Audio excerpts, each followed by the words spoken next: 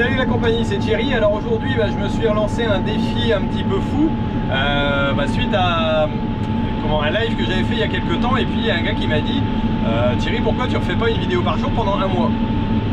Sur le coup je me suis dit c'est pas possible, et puis je dis bon allez, tout le monde est un peu confiné, c'est compliqué, vous avez du temps à passer un peu sur les ondes, et puis vous voulez un peu des trucs, et nous on a beaucoup de boulot dans les champs, donc je vais essayer de trouver le moyen de vous faire une vidéo par jour pendant un mois à partir de maintenant, à partir de cette vidéo là.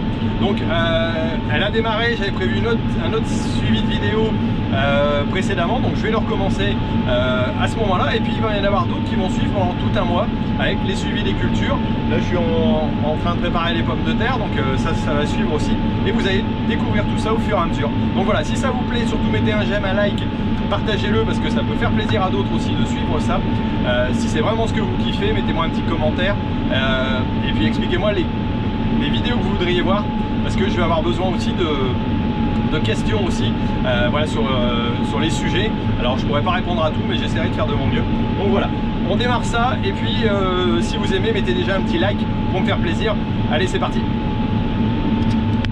On démarre la semaine donc tout simplement par les fumiers ce matin. Voilà, je vais m'équiper. Petit blouson, il fait bien frisquer, une petite gelée matinale encore une fois. Ah ouais, on indique du négatif ici, donc on est à -2, -3. Hop, le téléphone, et puis les écouteurs, et puis on va aller aux écuries. Ça évite les bruits, et puis ça me met un petit peu de musique, ou plutôt de son, parce que j'écoute beaucoup de podcasts. Allez, c'est parti. Alors habituellement la grille s'ouvre tout seul, mais comme là on est en confinement, bien entendu je ne l'ai pas ouverte. Hop, et donc pour pouvoir passer la remorque pour les fumiers, on va tout simplement l'ouvrir et la laisser ouverte pour la journée. Hop. Bon, c'est bien frisqué, ça va, il n'y a pas trop de vent, donc c'est supportable. Mais on est à -2, -3, belle petite gelée quand même. La fin mars, c'est un peu compliqué. Bon, on va aller regarder un petit peu au niveau de la paille ce qu'il va falloir mettre. Bon, Anne-Sophie, ma femme, a tout simplement déjà terminé de nourrir, il est 7h moins 10. Et moi je vais m'occuper de la paille. Donc on va regarder ici à quoi ça en est.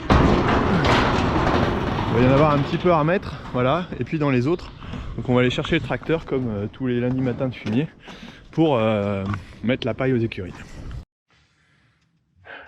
Préchauffage du tracteur. Ah.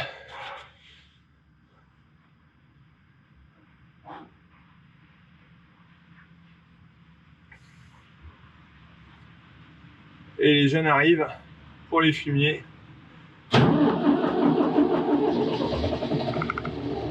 Oh bien, vous avez préchauffé, ça démarre bien quand même. Même si c'est un vieux 751 il y a 40 ans.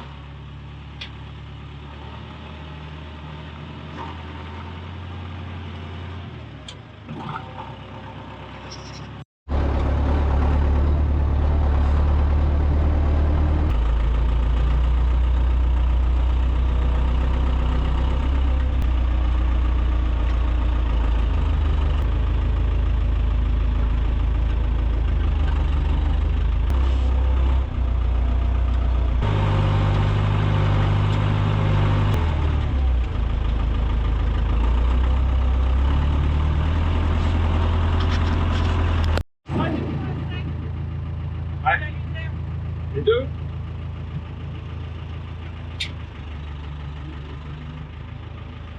Hop, Sophie continue à mettre le foin, et les filles vont aller sortir les chevaux juste après. Et moi je vais continuer de mettre la paille, et là je pose un ballot. On va l'ouvrir après.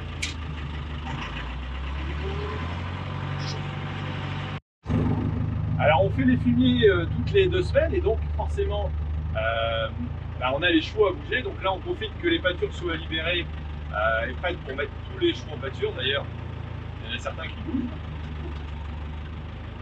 Forcément ils n'ont pas trop l'habitude du tracteur, ou certains rouleurs, ça arrive à les tenir. Et donc là je suis en train de mettre de la paille partout pour pouvoir restocker de la paille et puis pouvoir en avoir lors du fumier. Et puis je ramène du foin aussi ici.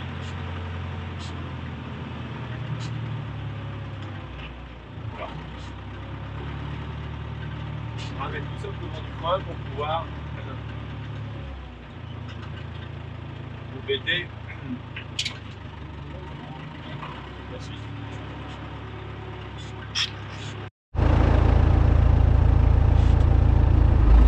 Allez, je remets quelques ballots ici tout simplement pour laisser à disposition lorsqu'un manque. Je range le tracteur et on va aller attaquer les filiers.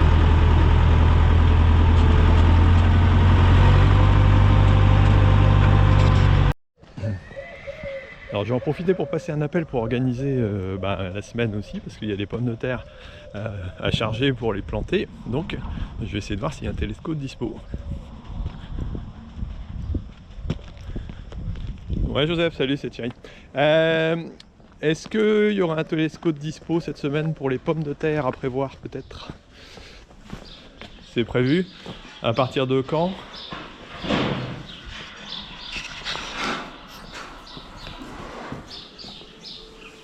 Ah c'est bien, j'ai Emilia qui va réchauffer le Bobcat.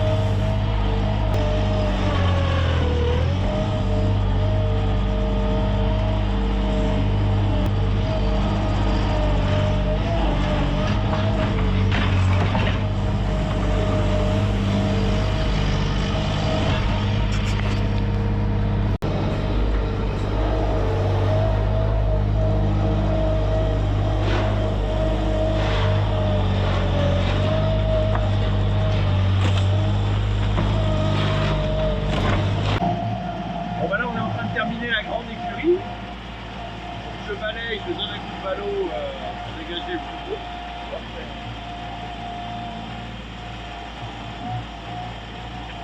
On marche arrière.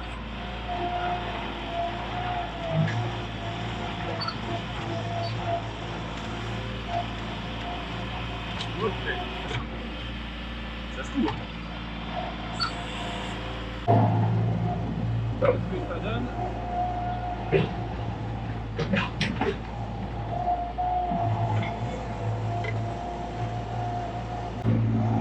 Voilà, on attaque les suivantes, les petites. Ça fait du bien quand ça s'arrête aussi. Hein. Hop, hop. Donc là, on vient de faire la première écurie, on a attaqué la deuxième, et là, une petite pause. Ah ouais, mais ça va pas être celle-là que je vais vous montrer. Clara, elle aime bien quand on la filme. Bon, la petite pause café, ça fait du bien quand même. Voilà, ça les fait rire. Ils aiment pas, je sais pas pourquoi. Hein, vous aimez bien vous faire filmer, vous? Je sais pas.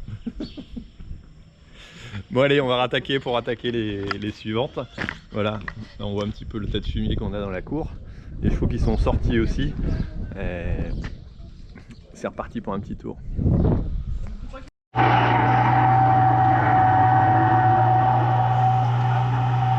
a fini la partie des fumiers donc dans les écuries, tout est curé, tout est ramassé. Donc il reste des tas au milieu de la cour. Là je suis en train de passer un coup de ballot pour gratter le plus gros. Et il va rester tout simplement à les reconduire. Alors là c'est Alexandre qui s'occupe de ça. Aller conduire le fumier au champ et le charger avec le télescopique.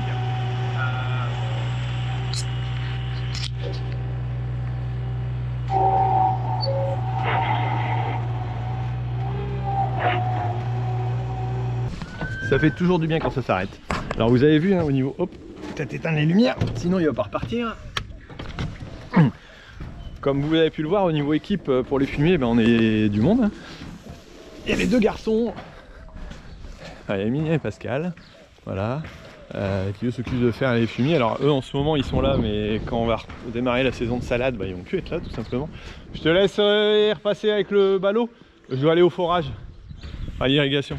Et donc Séverine et puis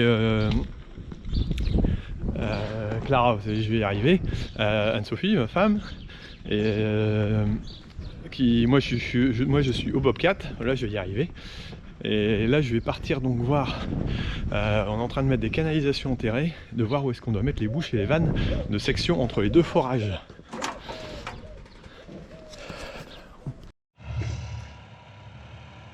Ici on est en train de remettre en place des canalisations enterrées, donc on a la petite machine que vous avez peut-être déjà pu voir dans une de mes vidéos, qui va tout simplement réaliser la tranchée, hein, parce que c'est une trancheuse, voilà, qui permet éventuellement de mettre du drainage par exemple, mais aussi les canalisations enterrées comme ici.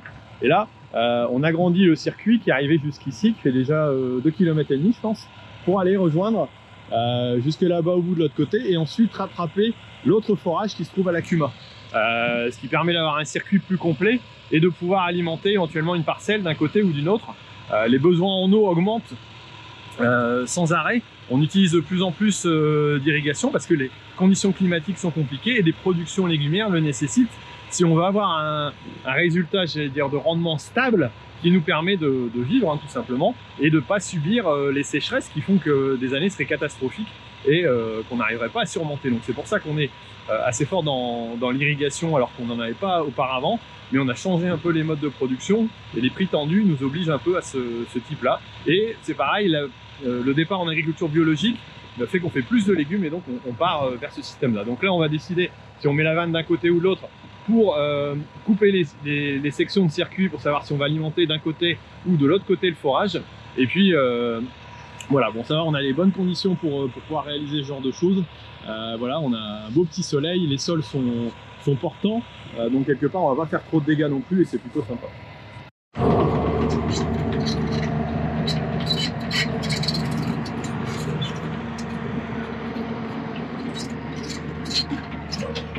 Donc à faire, si on peut aligner les tuyaux, c'est bien.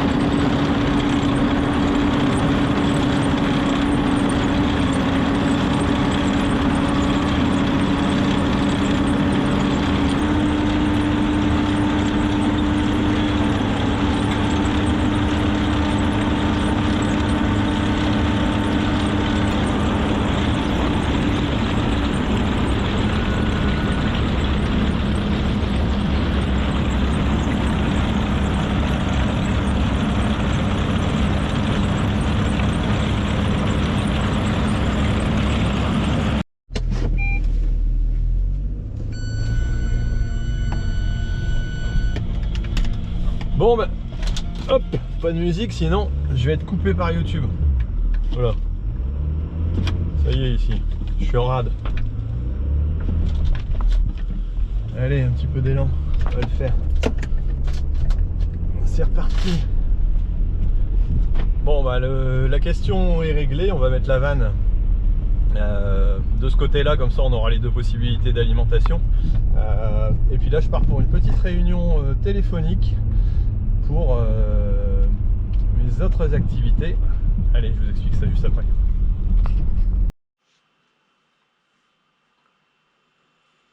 Ok, merci.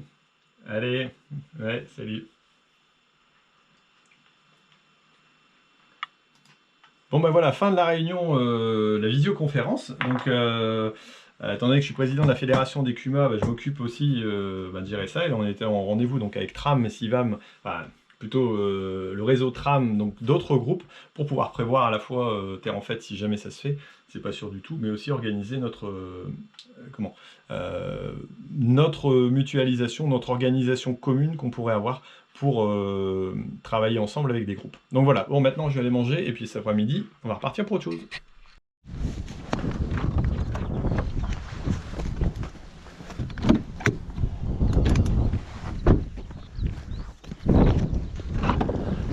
Alors outil indispensable dans une exploitation agricole, c'est la bêche ou plutôt le loucher ici.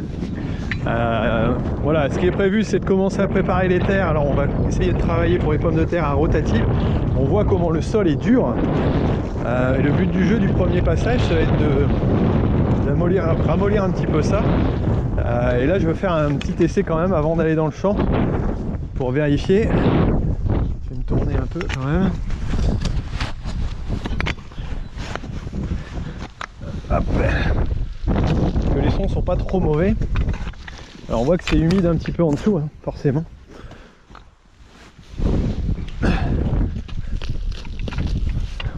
Alors ici, alors on a du mastic quand même en dessous. Bon, ici ça va. On reste sur quelque chose d'intéressant au-dessus. Il va falloir que ça sèche un peu, ça durcit forcément beaucoup au-dessus. Donc il va falloir sécher tout ça. Bon là on n'est pas dans quelque chose, ouais bon, on fait pas vraiment une pâte, hein, donc ça va encore. On a vu mieux, mais à un moment donné il va falloir se décider à partir. Et là concrètement, bon.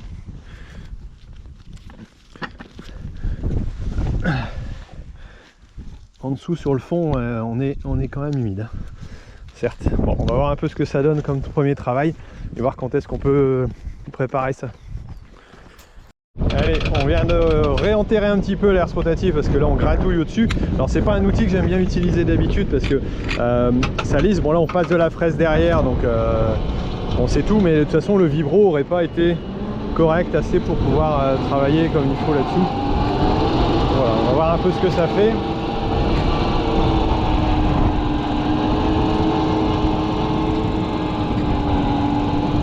On va arrêter là et on va voir un peu en dessous ce que ça donne.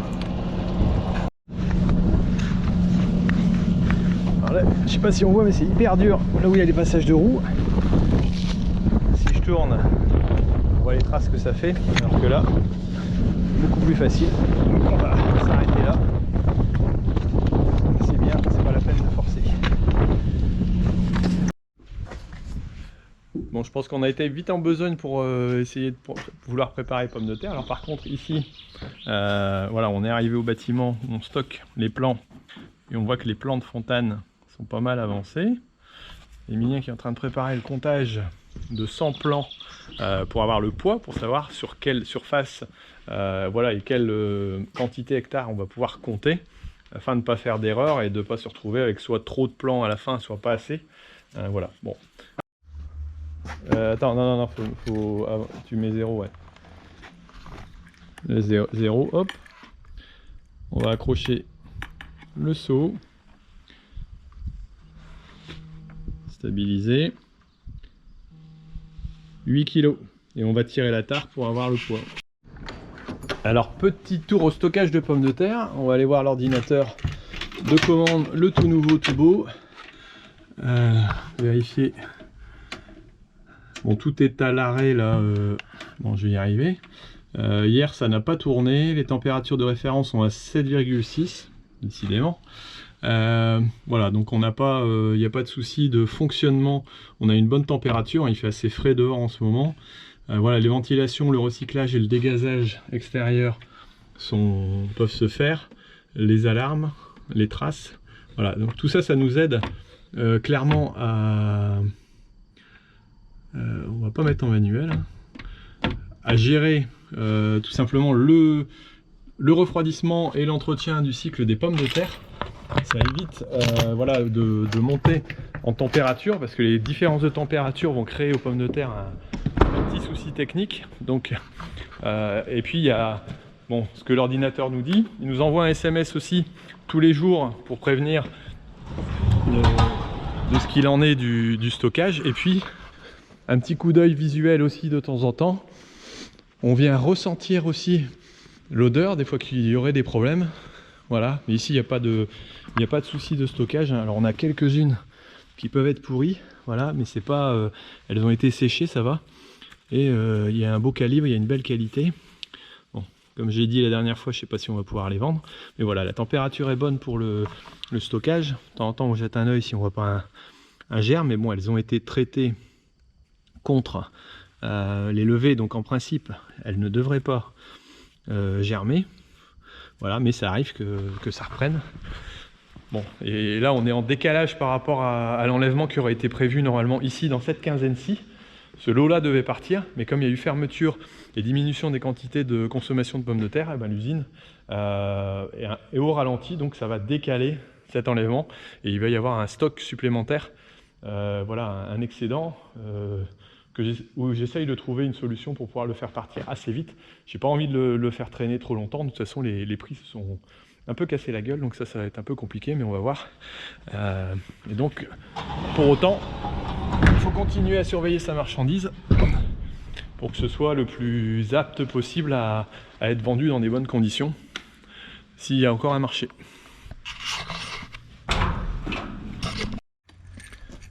Voilà, donc là je viens de faire 4 échantillons. Alors on est tous aux alentours de 7 kg. Là on est à 7,04. Les autres étaient entre 6,70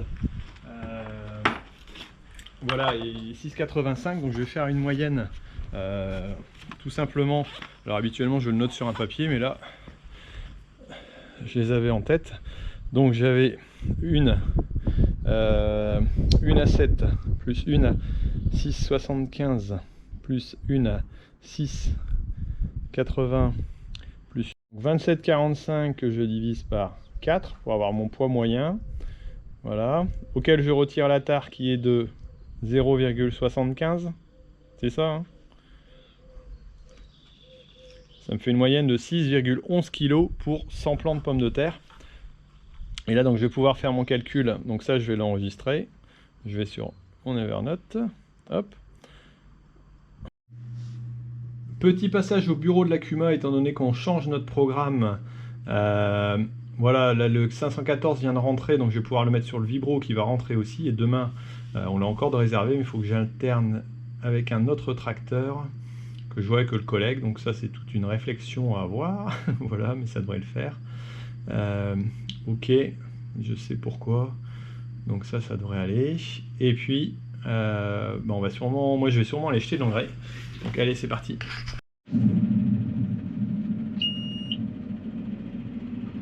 Allez, c'est parti. Donc là, je reprends tout simplement le distributeur d'engrais. Donc on a décidé de voilà de pas faire les pommes de terre du tout pour le moment. Par contre, il y a un champ qui est pas trop mal à betterave. Je vais aller remettre mes clés dans la voiture parce que sinon je vais les perdre. Voilà, alors je vais les remplir avec l'engrais donc à la maison, l'ammonitrate. Alors il fait un peu de vent, demain on nous annonce un peu moins. Donc là ce que je vais faire c'est aller faire les parcelles qui sont les plus proches tout simplement d'endroits où il y a moins de vent, c'est-à-dire plutôt dans les fonds, hein, sur la commune de Liévin et puis là sur Vermelles pour essayer d'éviter ça. Et puis finir les autres demain matin parce que les conditions de vent, voilà, je voudrais pas trop en faire. Alors en fonction de la direction du vent, on peut se permettre aussi de choisir un peu différemment les parcelles qu'on peut faire.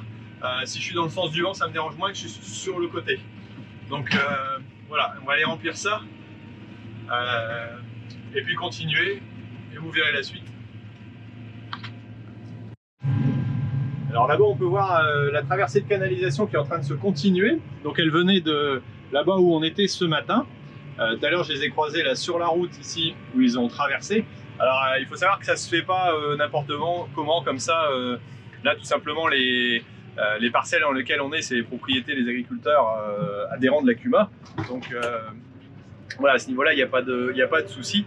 Et les demandes ont été faites, ce qu'on appelle les DICT, demande d'intervention au commencement de travaux, je ne sais plus exactement ce que c'est, mais voilà, auprès des services, parce qu'il y a des passages de canalisation. Alors on les connaît, il n'y en a pas énormément ici, hein, mais il y a la fibre optique qui passe, déjà depuis une vingtaine d'années, pas loin.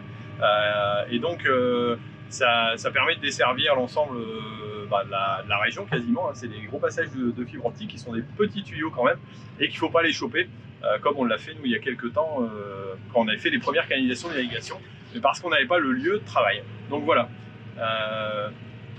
c'était tout simplement ce que je voulais vous dire. Là ça fait un petit peu de poussière avec un petit peu de vent.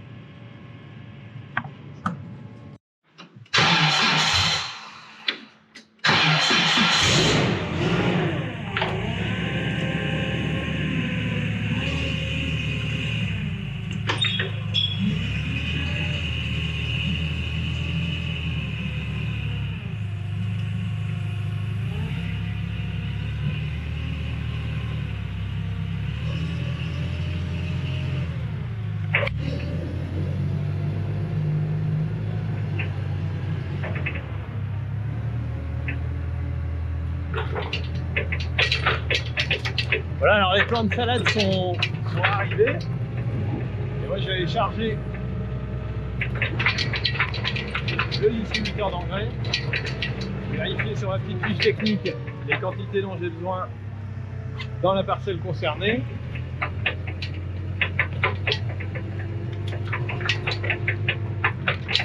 La petite liste de travail à faire, voilà.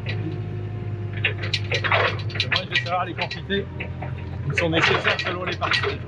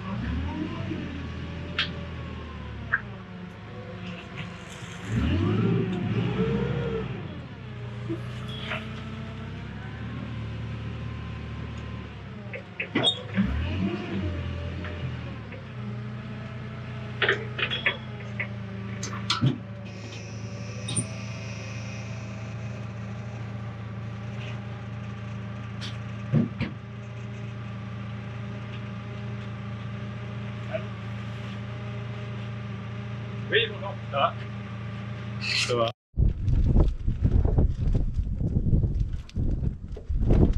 D'accord, ouais. Ouais, d'accord, d'accord. Ouais, y a pas de souci, il y aura quelqu'un. Ouais, y a pas de souci, ouais.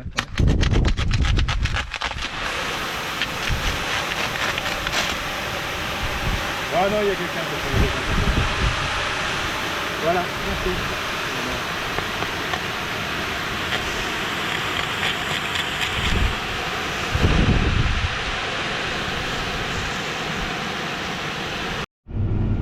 Alors 3600 kg de chargé, hop, on va pouvoir partir. Alors ça fait très bizarre d'être dans une cour où il n'y a personne. Alors c'est peut-être habituel dans pas mal de fermes, mais c'est vrai qu'ici de voir voilà ce grand vide, bien sûr dû au coronavirus, hein, donc on a sorti tous les chevaux ce matin en pâture. Donc bah là tout le monde est rentré parce qu'on va pas les laisser dehors plus de 2 heures voire 3 heures selon les circonstances, mais on est encore en transition donc on va pas les laisser toute la journée, c'est clair. Et de voir ce centre équestre vide, ça fait vraiment bizarre, mais bon, c'est comme ça. Alors je vais vérifier mes réglages de hauteur. Alors je dois être à -2 d'après ce qu'on m'a indiqué, donc c'est ici -2. Les hauteurs 85, je suis beaucoup trop haut.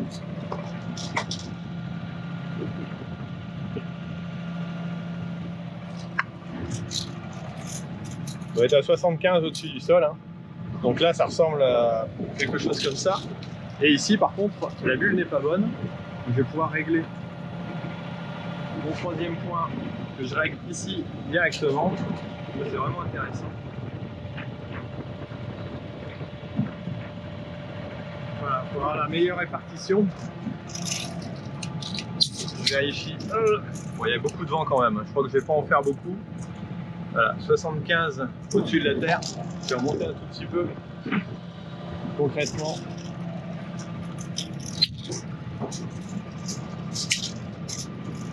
Oups. Voilà, c'est pas mal.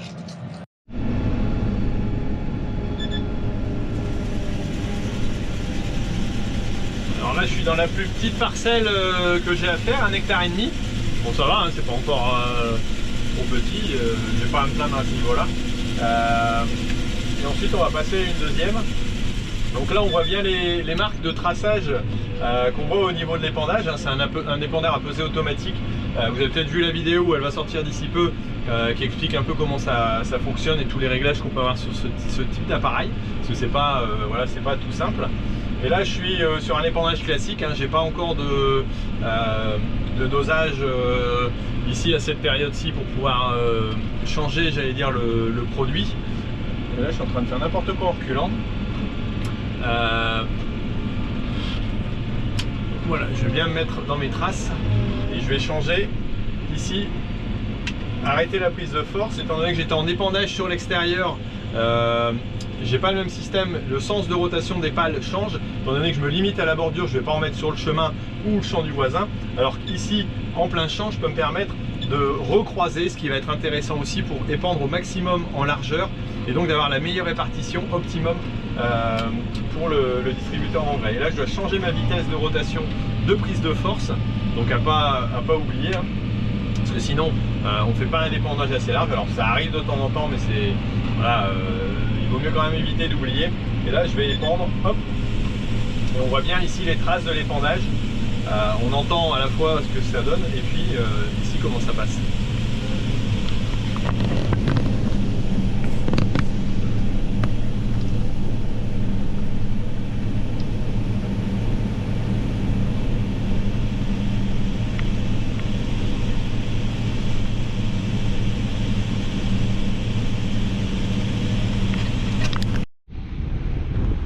Bon, je viens de terminer l'épandage d'engrais, donc là le distributeur est là et il y a Emilien qui arrive avec le vibro. On va essayer de regarder un petit peu comment ça peut se préparer.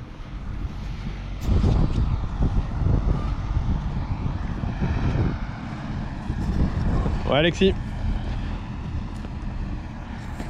Allô. Bon, des terres un petit peu dures, alors on a commencé ici, c'est vrai que c'est pas terrible du tout de passer au vibro. Alors on voit que les modes sont un peu durs, hein.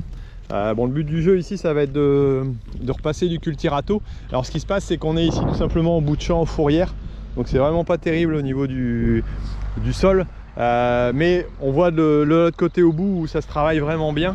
Et donc là on va assécher un petit peu en faisant des petites couches, voilà, on remonte un petit peu de couleur brune, hein, donc d'humidité, et donc on va assécher un petit peu, et ce qui fait que voilà, soit on repassera un coup de vibro encore éventuellement demain, pourquoi pas, ou après-demain, avant un dernier travail à la fraise pour faire les planches. Mais voilà, donc clairement ici la problématique c'est que quand on a ça, on risque de sécher les mottes, mais bon, je verrai demain si on passe à un autre outil. Mais cette année de toute façon on a des difficultés avec les terres, on voit que les sols sont fort humides, ils n'ont pas été pris de gel, donc c'est un peu compliqué. Et là au niveau du blé, on voit qu'il a une petite mine aussi. Les feuilles du bas, voilà, ont été cramées directement. Alors est-ce que c'est un coup de phyto de traitement? C'est pas impossible. Est-ce que c'est autre chose? Je sais pas. Bon, j'espère que le petit coup d'azote va pas leur faire de mal, parce que c'est vrai qu'ils sont un peu vert pâle. Bon, il y a trop de vent à mon goût pour continuer, donc je vais tout simplement arrêter et puis passer à un autre petit travail. Le vent souffle, il y a des nuages un peu partout. Voilà, je sais pas ce que ça va donner, mais en tout cas, le vent est assez fort. Là en pleine face, et là de dos.